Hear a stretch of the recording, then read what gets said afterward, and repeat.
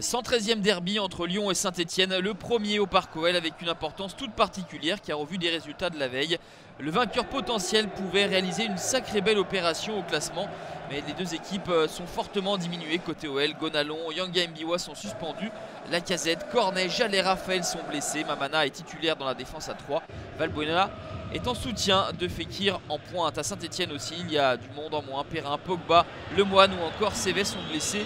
Selnès est aux côtés de Lacroix en charnière centrale et Monet-Paquet occupe le poste de latéral gauche. C'est justement Kevin Monet-Paquet qui sert en retrait Vincent Pajot. Énorme occasion pour les Stéphanois, mais c'est Robert Beric qui sort le ballon du milieu de terrain de Saint-Etienne. Les Lyonnais étaient en difficulté dans cette première période et sur leur première occasion, ils vont trouver la faille avec ce centre de Nabil Fekir qui retrouve ses jambes de feu et dépose Selnès pour adresser ce centre pied droit, lui le gaucher, pour l'ouverture du score de Sergi Darder. 41e minute, l'OL mène 1-0, quelque peu contre le cours du jeu grâce à son milieu espagnol, l'homme des grands matchs, Sergi Darder, déjà buteur de la saison passée lors de la victoire face au PSG.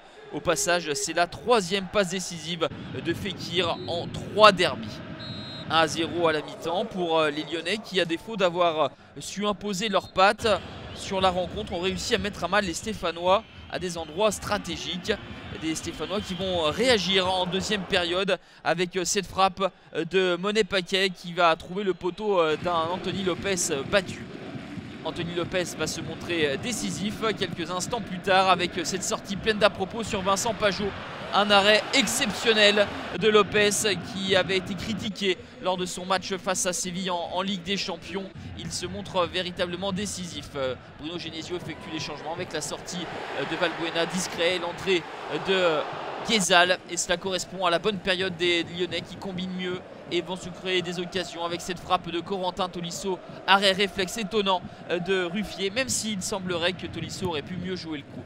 Les occasions lyonnaises défile dans la surface stéphanoise. La tête de Touza ricoche sur la transversale de Ruffier. Ruffier impérial sur cette frappe soudaine de Fekir qui a retrouvé l'équipe de France appelée par Didier Deschamps lors du prochain rassemblement. Les Lyonnais vont finir par marquer un second but. Ce qui devait arriver arriva avec Stéphane Ruffier qui va s'incliner sur cette frappe de Rachid Guézal, puissante, précise, la foudre au bout du pied gauche de Rachon que Jean-Michel Aulas en tribune doit se féliciter d'avoir pu conserver. Des Lyonnais qui ont su faire le dos rond sur la bonne période stéphanoise et reprendre le fil de la rencontre par la suite. Les Verts auront fait jeu égal avec leur adversaire, mais la différence individuelle a fini par faire la décision. Lyon s'impose 2-0, passe de la 10e à la 5e place et devant Saint-Etienne qui restait sur 10 matchs sans défaite, toutes compétitions confondues.